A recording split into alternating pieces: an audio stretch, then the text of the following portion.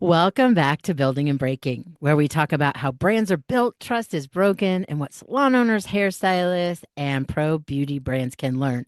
I'm your host, Nina Kovner, and today we are talking about a brand that has completely rewritten the rules of beauty and doing it at prices that make a lot of people scratch their head. Today, we're talking about e.l.f. Cosmetics. Now, full disclosure. I'm an e.l.f. customer. I became an e.l.f. customer, I want to say, I don't know, maybe like 6 years ago, 7 years ago. And a lot of what we're going to be talking about in this episode is tied to the reason why I'm an e.l.f. customer. Uh, Let me just be clear. I don't use a lot of makeup.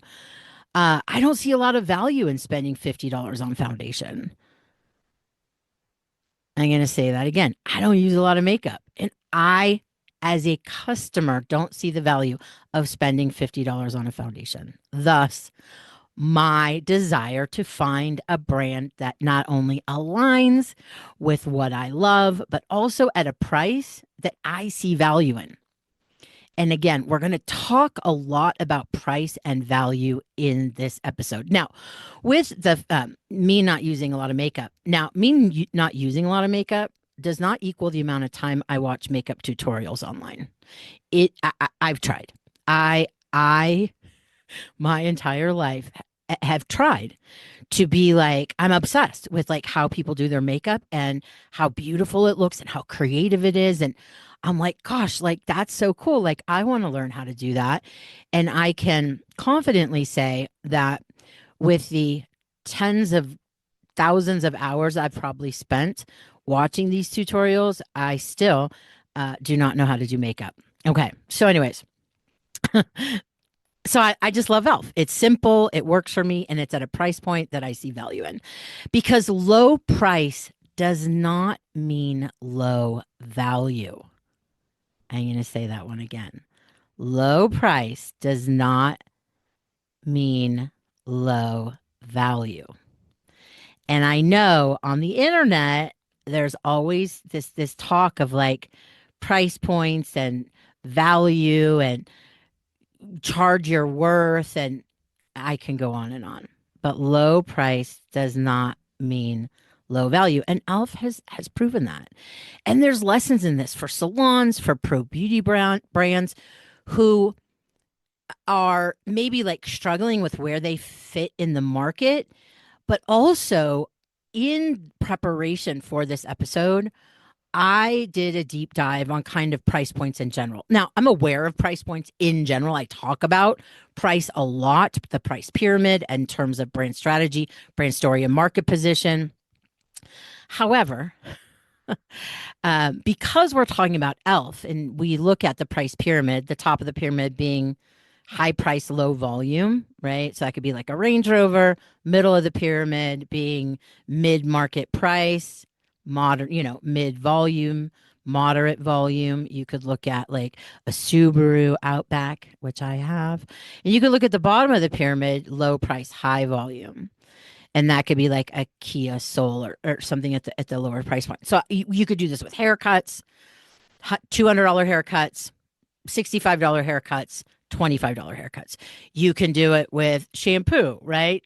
$50 shampoo, $25 shampoo, $5 shampoo. So the price pyramid in the context of market position and overall brand strategy is really important to understand. And it's something that I know our industry struggles with, particularly salons. So we're going to be talking about value today. We're going to be talking about a reminder that best is always going to be in the eye of the beholder because different brands serve different markets for different reasons. And consumers value different things at different times for different reasons. And e.l.f. has taught us so much about clarity of brand story and going against the tide, really the courage to be different. They launched with $1 makeup, right? And we can look at $1 makeup and say, oh my God, that's so cheap, right? Like the quote unquote dollar store, right? But e.l.f.'s strategy was never about being the cheapest, it was about accessibility. And the word accessibility comes up a lot in their brand story and thus the actions they take as a brand. e.l.f. has become one of the fastest growing brands in beauty. Now, at this point, I want to be clear. I'm not talking about e.l.f. Beauty, the company. I'm talking about e.l.f. Cosmetics, the brand. The company is e.l.f. Beauty. The brand we're talking about in this episode is e.l.f. Cosmetics. So they were able to grow at this rapid pace. And they're not only growing sales, they're also growing profits without losing sight of their commitments. Affordable, accessible, diverse, innovative. They innovate so fast, and their commitment to being cruelty free and vegan. So it's kind of like how Ben and Jerry's. I think I've probably brought up Ben and Jerry's a few times in these episodes. I've talked about them a lot. Um, I probably will do it. They're on the list. They're on the list. But when I think of e.l.f., I think of Ben and Jerry's. I think of other brands that have the courage to stay true to their brand promises.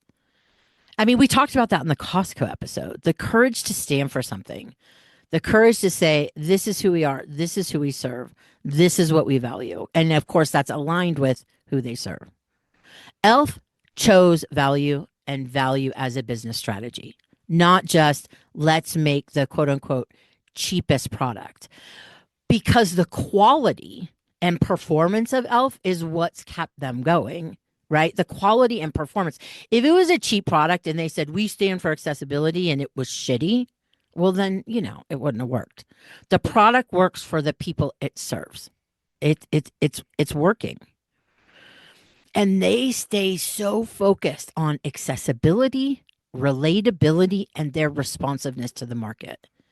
And again, we're gonna keep diving into that through this episode. e.l.f. knows who they serve. Beauty lovers of all really income levels, because while they tend to skew Gen Z and millennial, I'm Gen X. Um, it's not about those traditional demographics as much as it is the feeling. They know what they stand for: accessibility, quality, values. And they know what they don't do. They're not saying like, we're going to launch a $75 lipstick or foundation. They don't that's not their market. So again, if we go back to the price pyramid, just kind of a fundamental of market position, thus pricing strategy, which is all driven by brand story, they know exactly where they sit on the pyramid, and they have a very wide market because they are towards the bottom, the foundation, the bottom, the bottom. It's the bottom of the pyramid. They're, eyes, lip, face for everyone. That's who they are. And typically you could think of brand story and, we talk about who are you serving?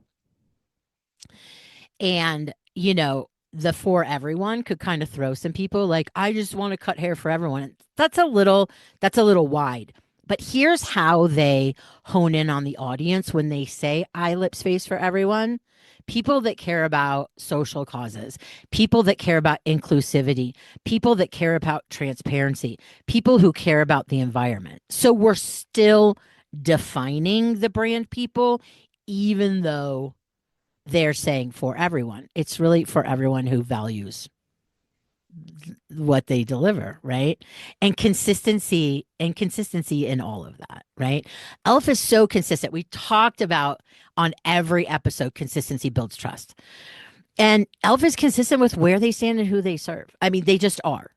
They are. It doesn't matter what changes. It doesn't matter what trend there is. It doesn't matter like again, I am so not a cosmetics person. But like primer and setting spray. And look, I've got like probably 20 different lip glosses all in the same color from different brands. So, I mean, that's, anyways. So e.l.f. is consistent. They're consistent because they have clarity of their brand story, but it doesn't mean they're boring because consistency isn't boring, right? It's how you build trust. And it doesn't have to be stale. When I say consistency, I know sometimes people are like, gosh, that sounds so boring. No, consistency is clarity, consistency is connection, consistency is what builds relationships, right? Because e.l.f. is fun, they're creative, they continue to evolve, but they stay true to their brands because people aren't buying the product. And we've talked about that. A haircut's a haircut, right? People buy the experience, they buy the value. So, speaking of buying the value, there is, I mean, I understand where it comes from, but this idea that high price is high value and low price is low value. Like we've all heard that, well, you get what you pay for. We see jokes in our industry, which I will never stop scratching my head about, because your content is your marketing. We see jokes in our industry making fun of consumers that are looking for a value priced haircut or a value priced color. Remember, different people value different things for different reasons at different times, and not all brands aren't designed to serve quote unquote everyone, right? So, value is in the eye of the beholder. Best is in the eye of the beholder. The consumer, the salon client, is not saying, "Well, the ingredients in this shampoo or the sections of this haircut." That's not it. They are buying a feeling. They are buying an experience, right?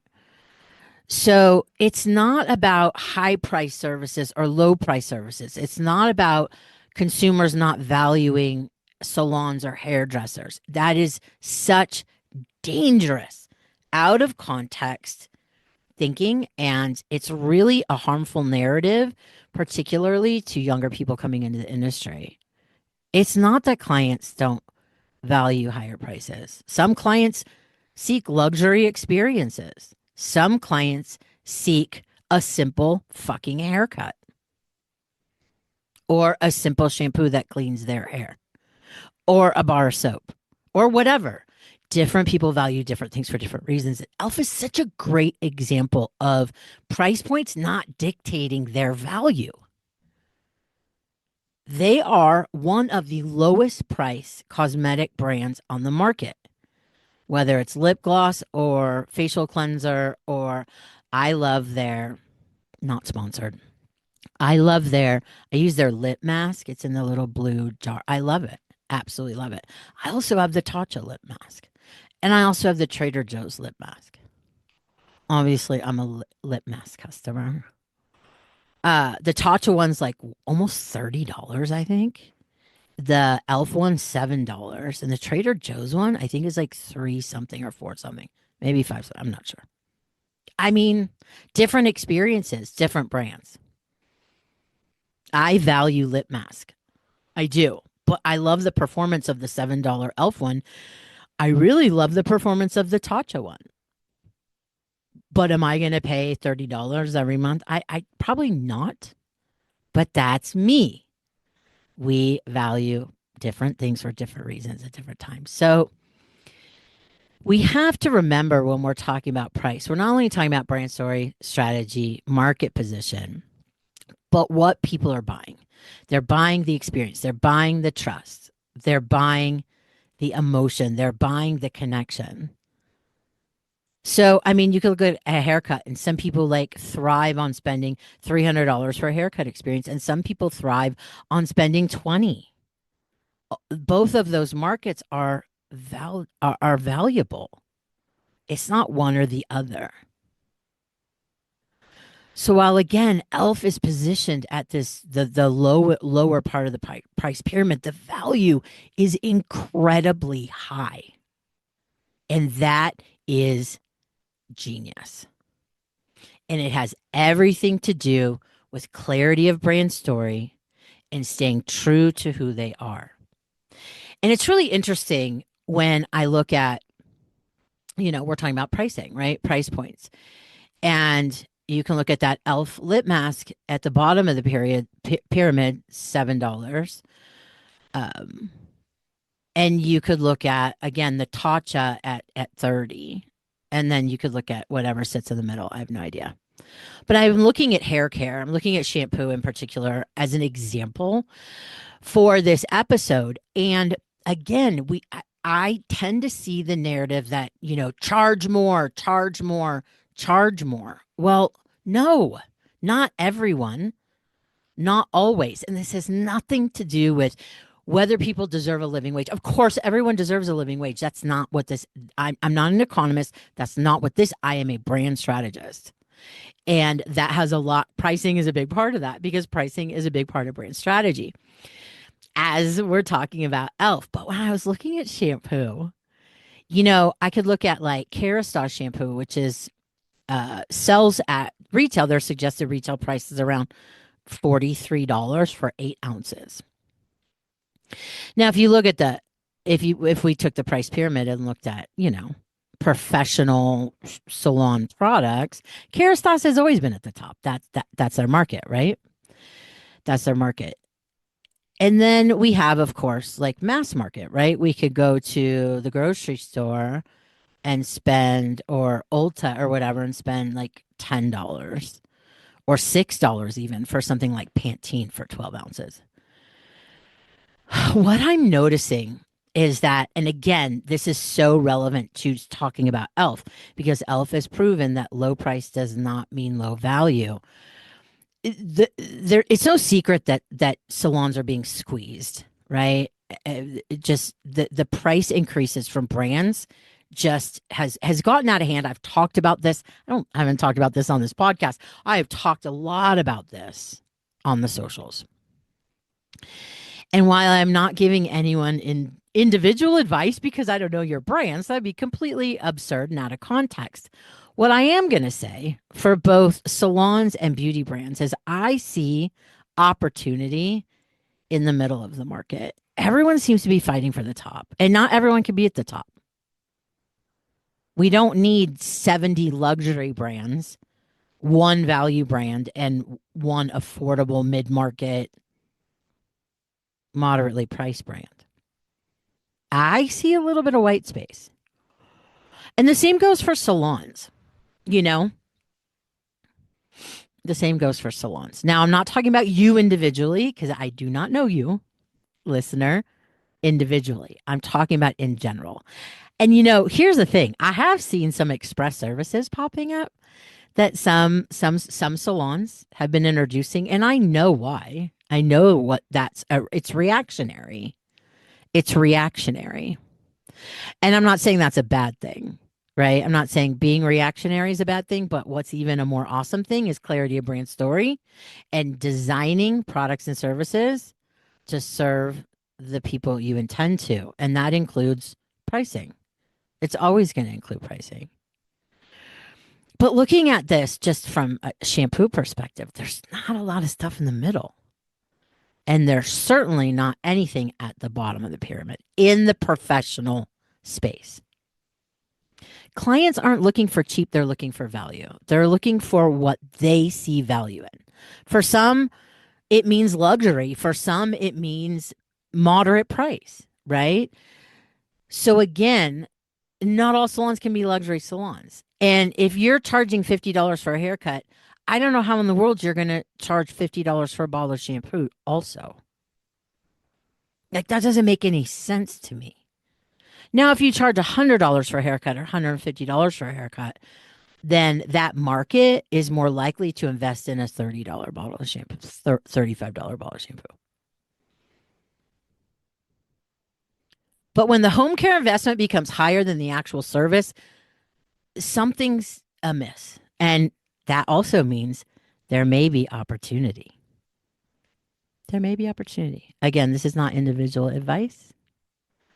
This is not individual advice. So the other thing that I love about the e.l.f. brand is they very much understand the value and impact that storytelling, community, and emotional connection builds. because I truly believe e.l.f. understands lipstick is lipstick, haircuts are haircuts, shampoo is shampoo, because it is. Coffee is coffee. I could spend $2 to get some like, well, I'm a coffee snob, so well, not a coffee, I'm an espresso snob, but I could spend $2 on coffee, or I could spend $6 because I value coffee. I'm gonna obviously spend more. I actually don't buy coffee because I enjoy the espresso machine at home, and I make my own Americanos. So we always have to remember that it's not the product or the service. Now, those matter, of course. Like I said earlier, if e.l.f. made shitty product that literally like didn't align with what it promised, then we wouldn't even be having this discussion. The value, the value is always going to come from what's wrapped around that bottle, that tube. And they have been so consistent with that. Even in their most recent communication about their price changes, they've had very few price increases. They have had a few, but they've had a few, but not a ton, right? They're not like the annual price increase brand. And I know, I mean, they have to be careful, right? Because they are, accessible in the context of e.l.f. is about affordability as much as it is about accessibility to all people, right? We look at like I can spend $7 on a lip mask, and so can a lot of other people. Accessibility, affordability could go hand in hand. But they have been so transparent. They tell the truth. They don't hide. And that's aligned with their brand. That's aligned with their brand. They speak the language of those they serve. In the email that they sent out, they also did a really clever post on social. The way they explained the impacts of tariffs and what they're doing and what that looks like, it was just textbook brilliant. And so much of e.l.f., particularly in the last handful of years, their continued meteoric rise has a lot to do with social listening. And we've talked about social listening a few times. I think when I've talked about Red Lobster CEO on TikTok, social listening. I think in the Olaplex episode, we talked about social listening. I definitely think that we've talked about social listening, and e.l.f. is so good at it. Like they are so deeply engaged, so deeply engaged. They have great communication in the comments. They jump on the TikTok trends that make sense, that are relevant to them. They're deeply engaged with even the most micro of influencers because they understand the difference between influence and influencer. They've also turned like cultural moments into incredibly like emotional, heartwarming stories. Like I shared a few months ago on the socials when they did the mid-ocean drop um, to Sailing with Phoenix, to Oliver and Phoenix, when they were sailing from Oregon to Hawaii. And this is what I said. I said, well, some call it a PR stunt. I call it brand clarity in action. e.l.f. just dropped a care package to Oliver and Phoenix. Yes, that Phoenix from Sailing with Phoenix. And it wasn't full of logos and loud branding. It was full of stuff that they needed: snacks, essentials, sunscreens, cat treats, that stuff. And why? Because e.l.f. knows exactly who they are as a brand, who they serve, who they stand for. They don't listen, they don't overdo it, they just show up.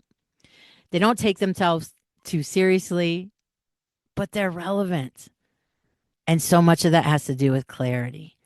And that continues to build trust. There's so many lessons. And when I was preparing this episode, I was like, this is going to be a really difficult episode because this could be like a 10-part episode. But I really felt the pricing was the lead story here that could deliver the most value to you, my listeners, because there is so much confusion around pricing strategy in the salon space. And I think pro beauty brands need to really, really, really take a beat on these ridiculous price increases. So, I mean, we have to remember that value, best, etc., is in the eye of the beholder. I'm going to think like I'm sitting in the best co working space in the world, Kiln, which I love it here, by the way. Shout out to Kiln, not sponsored. Uh, I mean, we value different things at different times for different reasons. Low price does not mean low value, and high price does not guarantee high value. We have seen price gouging in different markets because, I mean, it happens. And we're like, that was so not worth it. Look for the white space. Look for the white space. And again, I'm not giving each individual listening advice because I don't know your brand. If I knew your brand, I would say, hey, you know what? You have white space, and some other people may not have any white space, right? But look for the white space, that space that says, you know what? There's an opportunity to really, really serve our customers, our clients in a way that can not only help them be happier and feel more awesome, but also increase lifetime customer client value. Clients do value salons.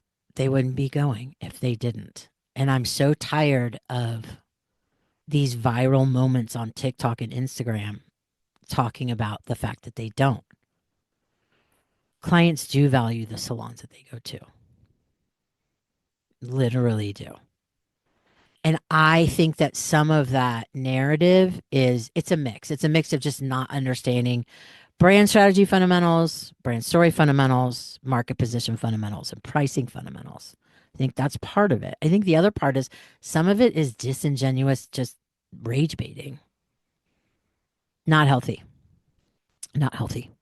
Consistency builds trust and it's not boring. Consistency is not boring. It can be as creative as we want to make it. But there is a thread that must stay consistent to build trust and that higher lifetime customer value. And I think that again is probably it's just the lesson that's going to keep coming back and coming back and coming back and coming back. Consistency builds trust. Trust builds relationships. Relationships build referrals. Referrals are retained when you deliver experiences consistently. Those retained referrals turn into revenue. e.l.f. didn't just win because they're inexpensive. They won because they stand for something. They stood for something. And they've been consistent about it. They've been consistent about it. Consistency is how we build trust. Clarity of brand story and consistency with whatever those brand promises are. Thank you so much for listening. I am really loving your feedback. I know I say that every episode, but your feedback gives me energy and keeps me going. These episodes take a lot of time to build. A lot of time to build.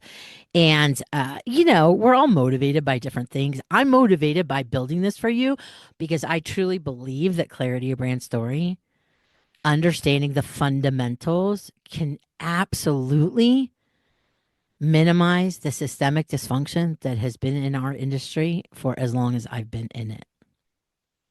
It's hard work, but it's worth it work. It really, really is. And it is such an honor to create these episodes for you.